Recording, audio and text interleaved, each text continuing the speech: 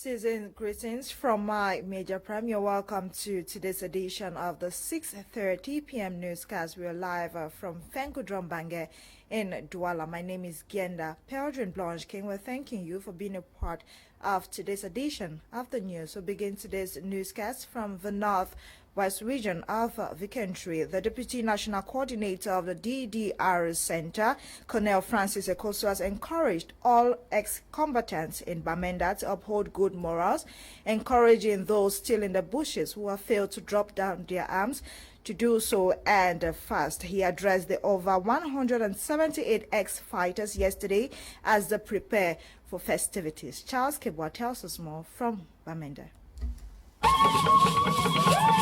The Deputy National Coordinator of the Disarmament, Demobilization and Reintegration, DDR, Colonel Francis Ekoso, in a come-together with ex-fighters at the DDR Center Bamenda, December 2020, as they prepare to celebrate end-of-year festivity, has called on the ex-combatants to uphold good morals and encourage those still in the bushes to drop their arms and join them in the DDR Center and enjoy the benefits of the center put at their disposal by the government. The DDR Deputy National Coordinator, in a message of hope, also encouraged the ex-fighters to be ambassadors of peace. I've come here with a message of peace, a message of joy, a message of satisfaction, and a message of hope from the President of the Republic, President Paul Biya, who has mandated me to assist Mr. Fayengu Francis as the National Coordinator for Disarmament, Immobilization and Reintegration,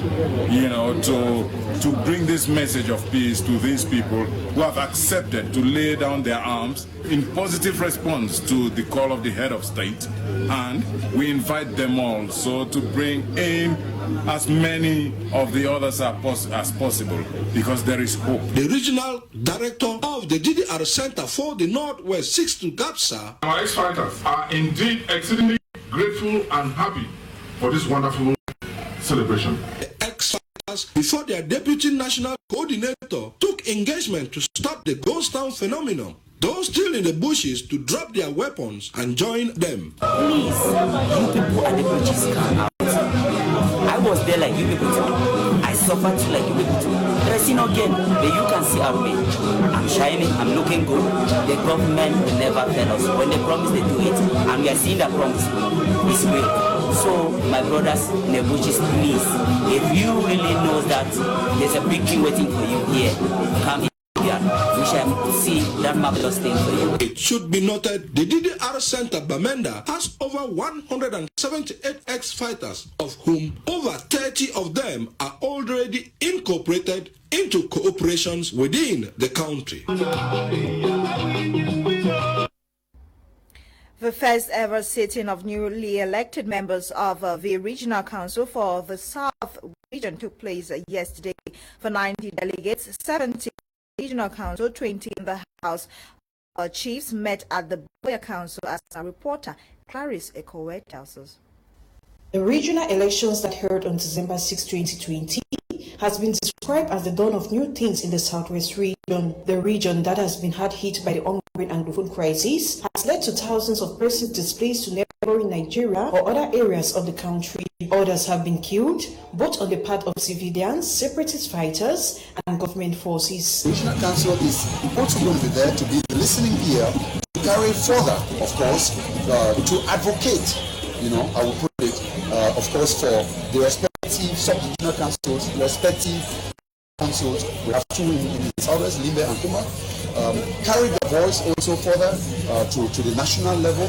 It's a whole parliament we want to say. So, of course, developmental issues will also be discussed there, and solutions, I believe, are right out. During this first session that brought together the 90 regional councillors, members of the Southwest Executive Bureau were elected through a democratic process. At the helm of the new executive for the Southwest region is Bakoma Elango Zakios from Kmer Division, elected as president, and will be assisted by Chief Atem Ebako as vice president. Also during this meeting, members of the various commissions, including that of Economic and Development, the Commission for Education, Sport and Cultural Development, the Commission for Health and Social as well as secretariats and the quaestors were announced. In his inaugural speech, the newly elected president for the Southwest Regional House of Councillors called on the councillors to collaborate with the executives to enable them achieve the much needed decentralization. The Bureau and I are extremely grateful to you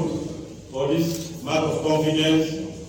We want to assure you that members of the Bureau will work hand in glove with the entire General Assembly to see that we move this region ahead. You can count on us. We will work in close collaboration with the representative of the state to ensure that we will go forward with the development of this region. It should be noted that a grand total of 900 delegates were elected into the regional council across the country. 700 divisional delegates and 200 traditional rulers representatives were elected. Polycarp Banlog was equally presented yesterday at the Aqua Village Hall as the very first president of the Littoral Regional Assembly. His background and structure of his team with a tape content in the French language. Polycarp Banlog, élu hier comme le premier président du Conseil régional du littoral, était l'ancien député et membre titulaire du comité central du RDPC. Au cours de la cérémonie de la session de plein droit du Conseil régional à la salle des fêtes d'Aqua, il a été plébiscité avec 84 voix sur 89 votants et 5 bulletins nuls. Tel que prévu dans la loi portant Code général des collectivités territoriales décentralisées, comme première vice-présidente, l'on a Madame Evely Poudingolais, vice-président, Sa Majesté Paul Milor Mbappé Mwanga. Au poste de questeur, on a Camille Ekindi et Madame Rebecca Ndidi. Par ailleurs, Thomas Wandi et Sa Majesté Albert Etokoke occupent les postes de secrétaire. Voilà ainsi la composition de la toute première équipe de la présidence du Conseil régional du littoral, dirigée par l'ancien député du Rassemblement démocratique du peuple camerounais. La population du littoral, je dis un seul mot. Je prends un engagement solennel pendant ce mandat. Chaque sous-préfet du littoral pourra aller au chef-lieu de son département sur une route goudronnée. Toutefois, espérons que les élus feront leur travail pour le développement de leur région. Some persons living with disability in Kmer division have benefited food items donated by a businessman based in Douala. This, according to him, is his own contribution in ensuring that everyone enjoys a merry and happy Christmas. Details with Tamfo Sidwan Dimbia. These persons living with disabilities have once more enjoyed the largesse of Mr. Ndubisi Pius, a Douala-based businessman who has his roots in Kumba. 80 bags of rice and 80 liters of groundnut oil has been distributed amongst persons with disabilities in Kmer division as they prepare to celebrate Christmas 2020 and New Year 2021. Somebody has just blessed persons living with disability with some gifts, 80 bags of rice and 80 container of groundnut oil, which means that person really loves persons living with disability. Representing Mr. Ndubisi Pius, Mr. Takosi Su says persons with disabilities are special people and must be taken care of. If there is anybody you think you can help in this life, first you have to think about those with disabilities. If you go to the Western world, you realize that there are special provisions for those with disabilities. He further encourages well-to-do people to think about those with disabilities. It's an opportunity to encourage those who are well-to-do, those who have the means to help, to come up with other strategies and other ways to help those with disabilities. So that is why my friend, in his blessings, he believes those he can look up to help those with disability. Receiving the items in Kumba, this leader of persons living with disabilities says the gesture will help boost their Christmas and New Year celebrations. And we are so much happy because it came out in such a way that we were not even expecting it. We had not planned it before. We did not even dream about it. He just surprised us yesterday and sent this perfect gift at a point where we needed the most. So him thinking about persons with disability is a good thing, and I believe that God is going to bless him abundantly as he puts smiles on the faces of persons with disability. God is also going to put smiles in his own face. The president of Close the Gap Association of the Disabled says he prays that Mr. Ndubisi Pius should remain successful as he continues to empower the physically challenged in Kumba and Cameroon. We just wish the person good luck, and we are praying for Mr. Ndubisi Pius. That is always giving. This is not the first time. This is not the second time. I think this is number 7 time. It was echoed that Mr. Ndubisi Pius has been assisting the physically challenged for many years now and plans to create an avenue for the disabled to generate direct income for themselves. Minister of Agriculture and Rural Development has called on the population of Lower Mevio to fight hunger by promoting agriculture. The minister equally supported the Mevio farmers with farm inputs to assist them increase productivity. This was during the closing ceremony of the 7th edition of the Mevio Cultural Development Assembly. Details with Kumar Norimbom. The 7th edition of the Mevio Cultural Development Assembly could be described to have witnessed a huge success, with the representation of over 5 ministries as partners to the event. Welcoming the population, the Chief of Lower Mevio and Chairman of the Organizing Committee, Chief Ndiko Henry Fonderson, said, Mevkuda is an annual event organized by the Lower Mevio Chiefdom with the aim of assembling natives, non-natives, investors, and other stakeholders to review the activities of the previous years, preview objectives for the coming year, as well as demonstrate their rich cultural potentials. He added that Mevkuda has grown from strength to strength in the previous years and provided developmental opportunities to the population. Chief Henry Diko Fonderson thanked the Minister of Agriculture and Rural Development for donating farm equipments, chemicals, seedlings to Mevio farmers to increase production. Representing the Minister of Agriculture and Rural Development, the Governor of the Southwest Region, Bernard Okalia Bilai, expressed satisfaction of the smooth organization of Mevkuda and urged other Fako chiefdoms to emulate from the people of Lower Mevio village. He added that Mevio has been a melting pot for culture and development of recent and called on the population to denounce separatist fighters in their localities for development to follow. Governor Bernard Okalia equally encouraged the farming population of Mevio not to relent their efforts to produce more food to supply Fako division and Cameroon at large, thus earning more income. Mevkuda, which is now in its 7th edition, is a platform put in place by the Mevio Chiefdom to enable government agencies to transmit their opportunities to potential beneficiaries, and also for the grassroots potential beneficiaries to transmit their problems to government agencies. Mevkuda General Assembly 2020 equally had as guest of honor the Minister of Secondary Education, Professor Pauline Nalova, whose ministry is a partner to the 7th edition of Mevkuda General Assembly. Minister Pauline Nalova was given a traditional blessing by a college of traditional rulers as she braved all the threats and insecurity to be part of this General Assembly.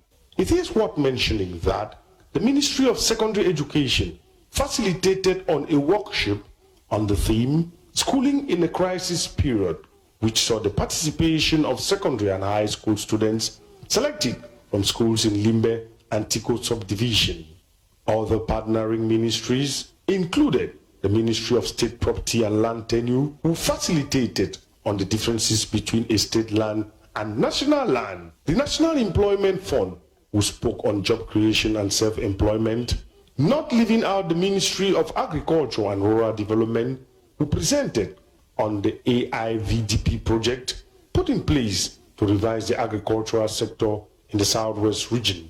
The 2-day Cultural Development Assembly witnessed cultural displays, fashion parade, campfire, musical concerts, agri show, just to mention but these few, to to the admiration of all and sundry. In the report that follows, Gladys Bomotongina talks about the creation of food product storage and processing units recently announced by the Minister of Agriculture, which will lead to economic development in future and reduce the risks faced by farmers or the losses incurred in their investment. Her report.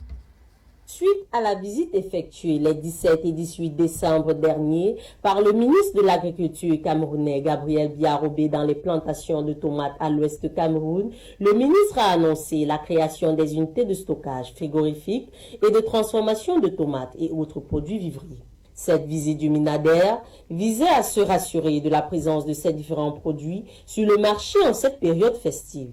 Au sortir de là, le ministre n'a pas manqué de saluer le courage et la détermination de ces différents agriculteurs ayant enregistré des pertes récemment à cause de la crise sanitaire de coronavirus, mais aussi il a soutenu leur activité en leur donnant des sacs d'engrais, des pulvérisateurs, des insecticides et des motopompes. Nous sommes en train d'installer une usine de production et de valorisation du manioc à Anglophone, qui est notre capitale du manioc. En ce qui concerne les autres produits, nous avons signé il n'y a pas longtemps une convention avec le port autonome de Crise pour créer une ceinture agricole autour de cette agglomération. Notre rôle aujourd'hui, c'est d'encadrer la production et surtout de susciter l'engouement des jeunes, des femmes et des privés dans la pratique de l'agriculture. Aujourd'hui, notre agriculture ne peut trouver son chemin que lorsque nous maîtrisons la chaîne de valeur, c'est-à-dire de la ferme à la table, dont nous devons encourager les producteurs locaux à transformer localement nos produits. Avec la réalisation de ces différents projets, l'agriculture au Cameroun verra désormais un grand boom dans les années à venir. Une chose positive pour le développement économique du pays. Minister of Public Works Emmanuel Nganu Jumesi has inaugurated a 400-meter bridge over River Sanaga. The bridge, which comes to reduce by close to 200 kilometers the distance between Yaoundé and Ngaoundéré, was jointly funded by the State and French Development Agency. Details with Audrey Zatsa. The inaugurated bridge of River Sanaga, located on the Bachengan-Tui Yoko Tibati Road by Minister of Public Works Emmanuel Nganu Jumesi, henceforth brings the cities of political capital Yaoundé and administrative center of the Adamawa region Ngaoundéré together. The two cities, which were reached by crossing the cities of Betwa, Garabulai and Meganga, now see their distance reduced from 832 kilometers to 670 kilometers.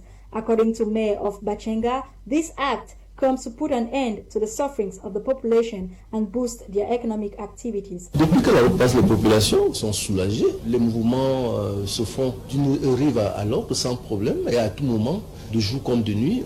Et ça a également pour effet de booster l'activité économique. The infrastructure, which has an estimated cost of 12 billion francs CFA, has benefited from joint funding of the State of Cameroon and French Development Agency. The Minister of Public Works has expressed his satisfaction. Je suis très satisfait de l'expertise, du professionnalisme de l'entreprise des travaux ainsi que des missions de contrôle. Je suis très satisfait de ce que le chef de l'État ait cru devoir doter notre pays de ces belles infrastructures. The population, however, wished that infrastructural development of other roads should witness a great acceleration. You're still watching the 6:30 Prime News on My Media Prime. A regional workshop on the mastery of the solution by driving schools has come to an end here in the country's economic capital, Douala. The workshop, which saw the innovation of Orion Insurance dubbed Orion Auto First, was unveiled under the auspices of the Regional Delegate of Transport for the Littoral Region. Darling Gonde was part of this workshop. She compiled the following. After its first presentation in Yaoundé, today experts, representatives and partners linked to the world of the automobile industry are being drilled on the pros and cons of a new insurance service, Orion Auto First. Conceived by the Inter-African Orion Insurance and Reinsurance Company Limited, Auto First is geared towards ensuring young drivers in case of any accident, according to the Director General of the company. We are launching a new program in Cameroon called Orion Auto First, that we as a brokerage firm conceived, and we had it guaranteed by our needs. So we are here in Ghana today to present it to driving schools because they are partners. Because the product has to do with young drivers. In collaboration with the Royal Onyx Insurance Company Limited, participants were also given the floor to ask pertinent questions about the new innovation, which mostly centered around the insurer's rights and legitimacy. We have discovered in Cameroon that young drivers cause a lot of accidents. So that's why they're the center of preoccupation for the time being. After a series of presentations, these participants, while speaking to the press, expressed the know-how of the newly presented insurance service, as well as their willingness to carry back the good news to their respective communities. I want to state straight away that my impressions are very good. We are going to do the best for this, our Orion Auto First insurance, to ensure that many people become members of this insurance. On his part, the regional delegate of transport in the littoral region had these remarks to make. L'impression que j'ai pour la présentation qui vient d'être faite pour cette nouvelle compagnie d'assurance est très bonne, parce que je l'ai dit, les nouveaux élèves, après la formation dans les auto-écoles, ont une crainte de lendemain sur la route. With a family photo taken, the lectures were concluded with light refreshment, as both the organizers and participants called it a day. Light Reach Out Foundation International, a humanitarian organization working in the northwest and southwest regions of the country, has reached out to some 350 vulnerable persons in Widikum subdivision, Momo division of the northwest region, with food items and other basic necessities. Eileen Sama reports.